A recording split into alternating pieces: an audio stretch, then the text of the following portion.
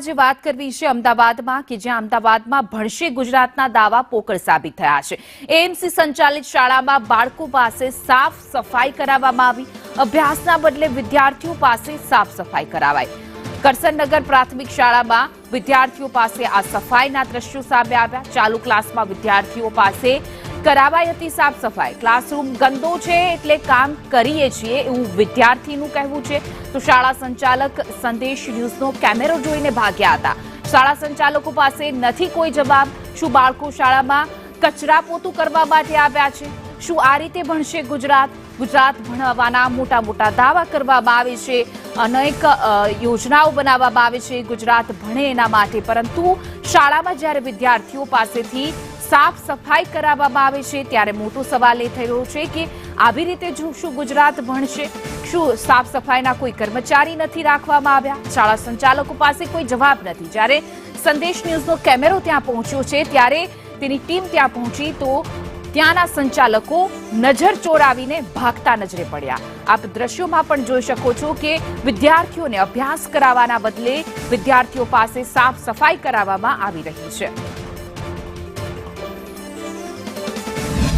Ahmedabad municipal corporation સંચાલિત સ્કૂલની અંદર બાળકો પાસે કામ કરવામાં આવી રહ્યું હોવાનું અહીંયા સામે આવી રહ્યું છે સંદેશ ન્યૂઝ દ્વારા। જ્યારે સ્કૂલની અંદર તપાસ કરવામાં આવી ત્યારે જોઈ શકાય છે કે બાળકો છે તે અહીંયા કામ કરી રહ્યા છે। બાળકો સાથે જ વાતચીત કરીશું કે કેમ તેઓ અહીંયા કામ કરી રહ્યા છે, કારણ કે સ્કૂલમાં તો ભણવા આવવાનું હોય। તમે લોકો ભણવા આવો છો ને અહીંયા? हाँ, તો કામ કેમ કરો છો? आते हैं बस इसीलिए बस थोड़ा बहुत पोछा लगा देते हैं। क्यों लगाते हो पोछा? पढ़ाई करने आते हो ना? हाँ, टीचर क्या बोलते? टीचर बोलते पोछा करो। नहीं हम लोग गंदा रहता है क्लास में, इसीलिए हम लोग लगा देते हैं। तो थोड़ा रोज सुबह गंदा रहता है तो स्कूल वाले सफाई नहीं करते? करते हैं। तो क्यों गंदा है? क्यों कर रहे हो? क्यों पोछा लगाते हो आप?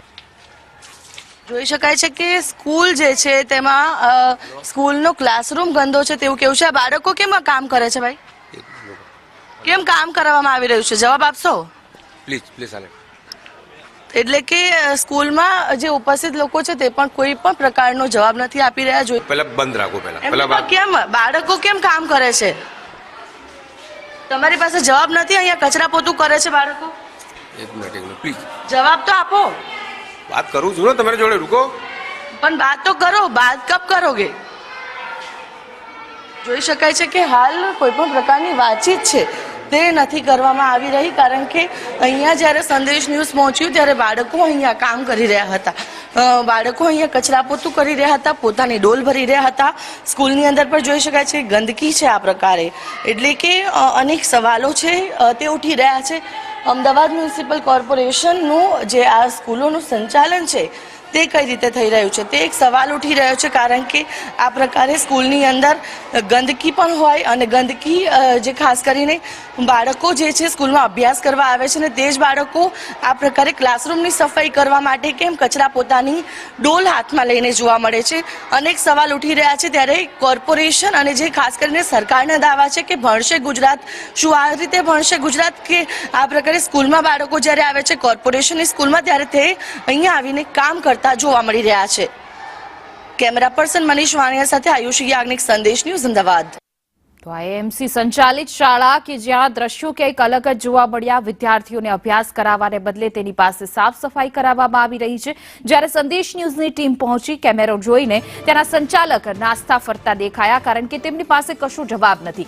શાળા પણ એટલી જ સ્વચ્છ દેખાઈ રહી છે। ભણશે ગુજરાતના જે દાવો કરવામાં આવે છે તે અહીંયા ક્યાંય ને ક્યાંય પોકળ સાબિત થઈ રહ્યા છે। નાના નાના બાળકો છે, ભૂલકાઓ છે, જેને અભ્યાસ કરવાનો હોય, હાથમાં પુસ્તક લેવાની હોય, એના હાથમાં ક્યાંક ને કંઈક પોતું, કચરાનું સાવણો અને ડસ્ટબિન દેખાઈ રહી છે। ત્યારે સવાલ એ થઈ રહ્યો છે કે ગુજરાત કેવી રીતે ભણશે? કારણ કે નવા મોટા યોજનાઓ લઈને આવે છે અને સરકાર દ્વારા પ્રચાર કરવામાં આવે છે કે ભણાવવામાં આવે વિદ્યાર્થીઓને, પરંતુ અહીંયા કેવી રીતે ભણશે? જ્યારે એમના મા બાપને તો, વાલીઓને તો એવું જ હોય છે કે અમારું બાળક છે તે શાળાએ ભણવા ગયું છે, પરંતુ ક્યાંક દ્રશ્યો અલગ છે। બાળક ભણતું નથી, અહીંયા સાફ સફાઈ કરી રહ્યું છે। સંચાલક પાસે પણ કોઈ જ જવાબ નથી. ઠંડીમાં બાળકો પાસે કેમ સફાઈ કરાવવામાં આવી રહી છે? જ્યારે તેના સત્તાધીશોને ફોન કરવામાં આવે છે, તે પ્રશાસનને ફોન કરવામાં આવે છે, તો ફોન ઉપાડવામાં આવતા નથી, કારણ કે તેમની પાસે કોઈ જવાબ નથી.